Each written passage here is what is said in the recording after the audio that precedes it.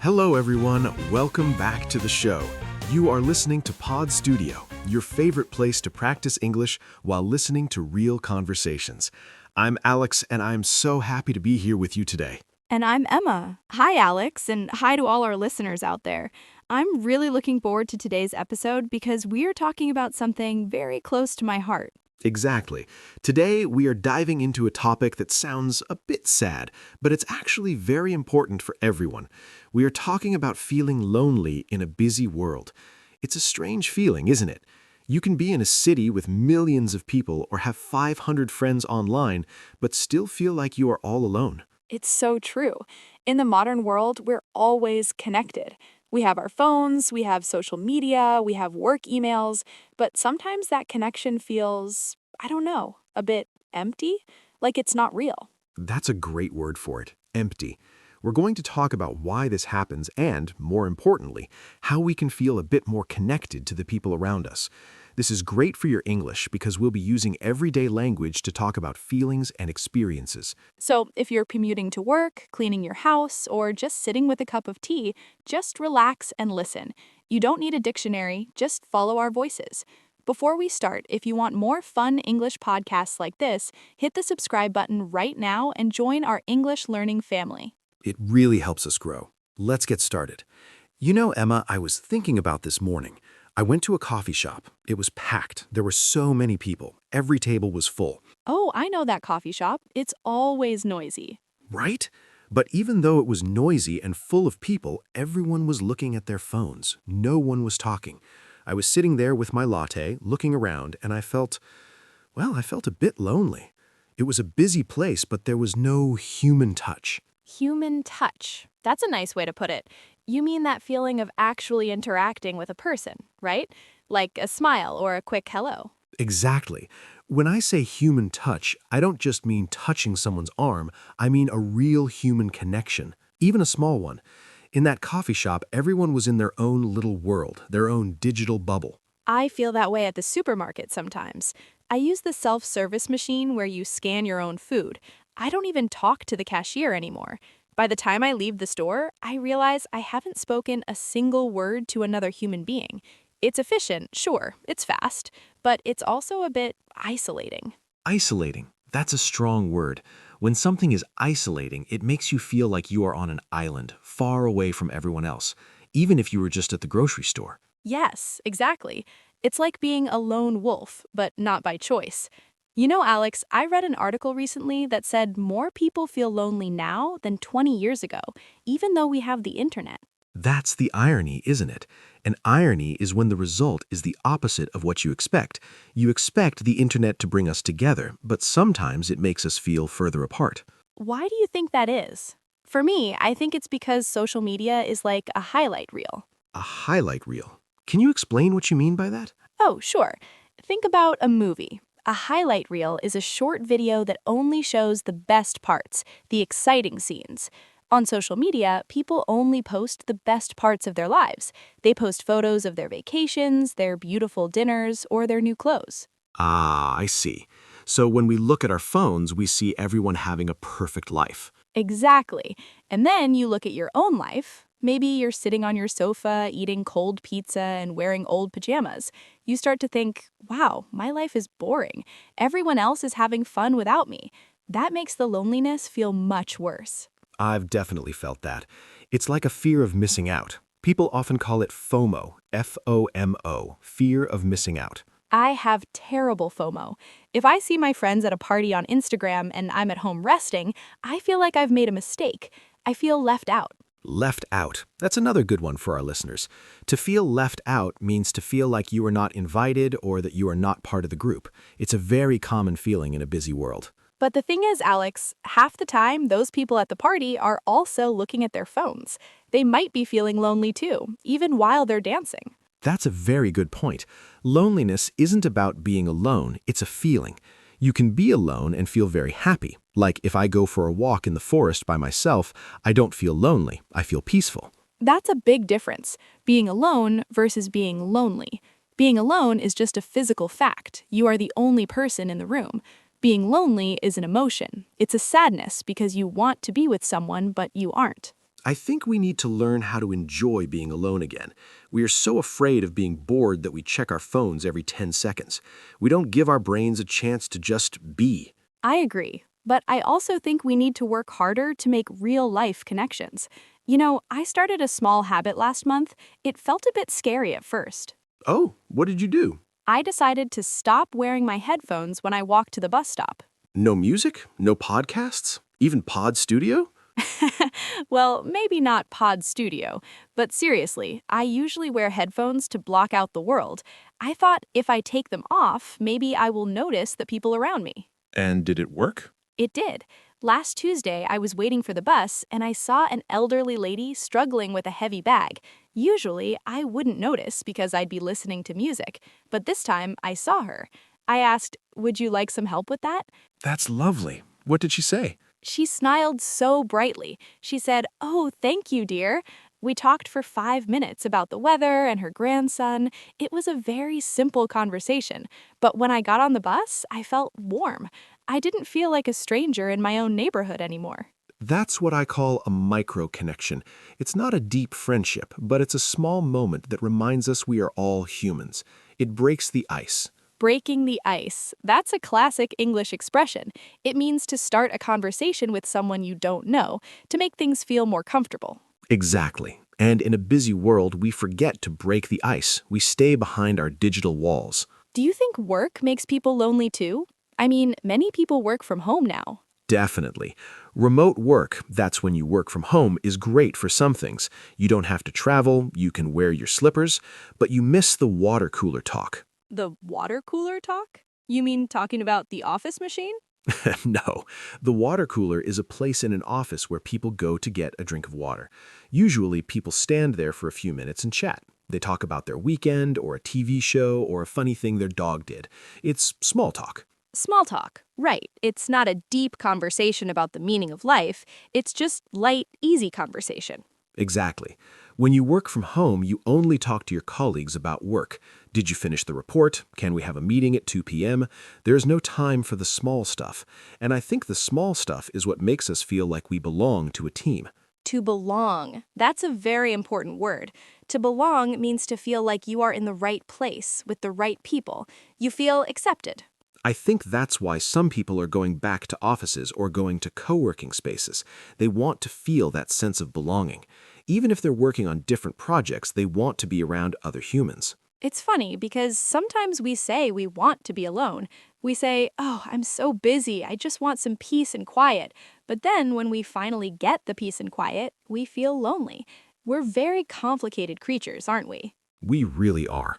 I think the key is balance. It's okay to be busy and it's okay to spend time on your phone, but we have to reach out sometimes. Reach out. That's a common phrasal verb. It means to try to communicate with someone or to ask for help. Right, like if I haven't talked to my friend Sarah in a few weeks, I should reach out to her. I should send her a text or better yet, call her. A phone call? That's very brave of you, Alex. Most people under the age of 40 hate phone calls now. They find them stressful. I know, isn't that crazy? We have these amazing devices for talking, but we use them for everything except talking. We send a text message because it's safer. We can think about what we want to say. We can edit it. But a text message doesn't have a tone of voice. You can't hear someone's laughter in a text. Well, you can see LOL or an emoji, but it's not the same. Not at all. I think hearing a friend's voice is one of the best ways to beat loneliness. To beat something means to win against it, to overcome it. I agree. Yesterday, I was feeling a bit down, a bit sad for no reason. I almost stayed on my sofa and watched Netflix all night. But then I remembered what we were going to talk about today, so I reached out to my friend Mark. What did you say? I just said, "Hey, I'm feeling a bit bored. Do you want to go for a quick walk?" He said yes immediately. It turns out he was also sitting at home feeling lonely. We walked for 30 minutes, talked about nothing important, and I felt 100 times better. That's the thing. We often think we're the only ones feeling lonely, but usually the person next to you is feeling the exact same thing.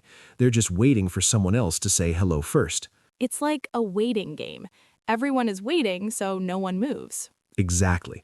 So for our listeners, maybe the homework today is to be the one who moves first. Break the ice. Reach out to a friend you haven't spoken to in a while. Or even just smile at the cashier. It sounds small, but it makes a difference. You know, Emma, I also think hobbies are a great way to handle this. When you have a hobby, you meet people who like the same things. It gives you a common ground. Common ground. That means something you both agree on or both enjoy, right? Yes. For example, if we both love photography, that's our common ground. It's much easier to talk to a stranger if you are both holding cameras and looking at a beautiful building. You have something to talk about immediately. That's true. I joined a book club last year. I was so nervous at the first meeting. I thought, what if they think I'm stupid? What if I haven't read enough books? I would feel the same way. It's intimidating to join a new group. Intimidating. Good word. It means something that makes you feel a bit scared or lose your confidence. And yes, it was very intimidating. But as soon as we started talking about the book, I forgot to be nervous. We had that common ground. Now, those people are some of my closest friends. That's a great story. It shows that feeling lonely doesn't have to last forever. It's a temporary state. Temporary. It means it's not permanent. It will change. Right, just like the weather. Sometimes it's cloudy and gray and you feel a bit lonely, but the sun will come out again. You just have to open the curtains. That's very poetic, Alex. Opening the curtains to the world. Thanks, I try. But seriously, I think another part of this busy world problem is that we are always on the go. On the go.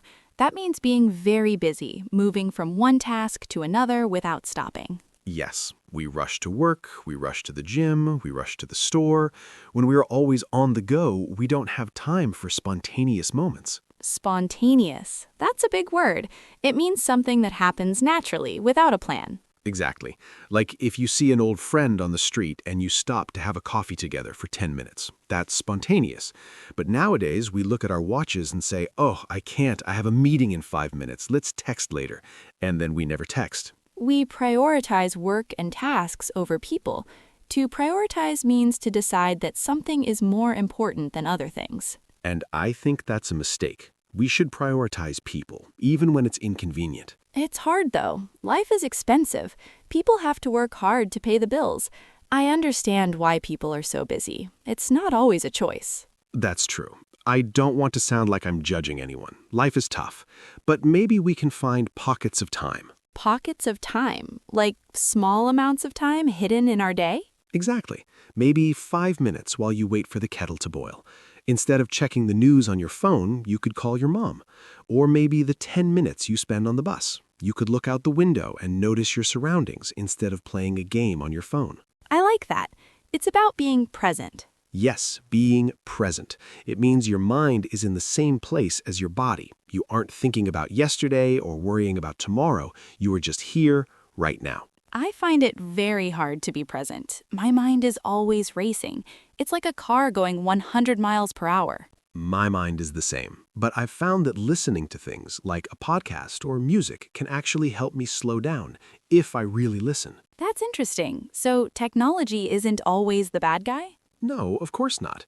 Technology is just a tool. It's how we use it. Like right now, we're using technology to talk to thousands of people learning English. We are connecting with them.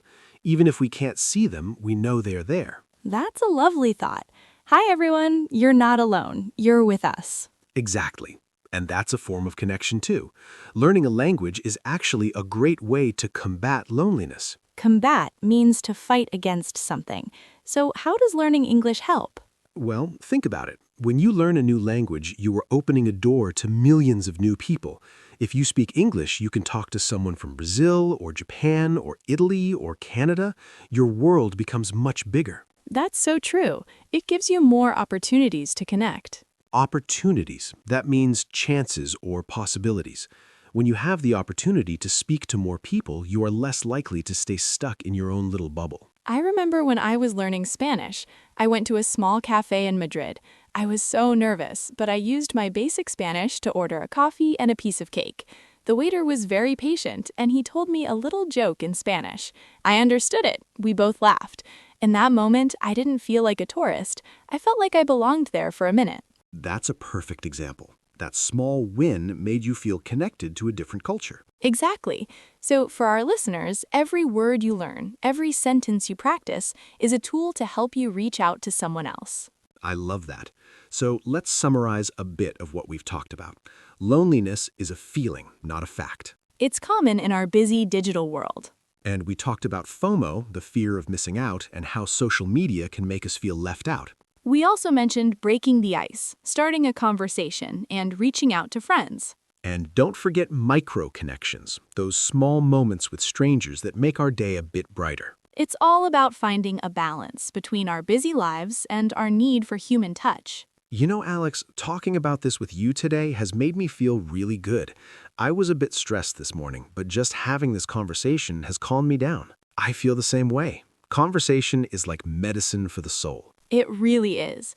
And I hope our listeners feel the same way. I hope they feel like they're sitting here with us, having a coffee. Me too. We should do this more often. Just talk about real things, not just grammar and verbs, but the things that actually matter in life. I agree, because at the end of the day, we learn a language so we can talk about these things, right? We don't learn English just to pass a test. We learn it to share our lives with others. That's the big picture. The big picture means the most important part of a situation, the real reason we do things. Well, I think we have covered a lot today. I'm feeling much more connected now. Me too. It's been a great chat, Emma. It really has. Before we go, do you have any final thoughts for our Pod Studio family? Just one thing. If you're listening to this and you're feeling a bit lonely today, remember that it's okay. It's a very human feeling. You don't have to be perfect and happy all the time, but maybe, just maybe, try to reach out to one person today. Send a simple text. Say hello to a neighbor. It's a small step, but it's a start. That's perfect advice, Alex. A small step is better than no step at all. Well, everyone, that's all for today's episode of Pod Studio. Thank you so much for spending your time with us. Yes, thank you. It was a pleasure. We hope you enjoyed our conversation and learned some useful new expressions. Keep practicing, keep listening, and most importantly, keep connecting. Bye for now. Goodbye.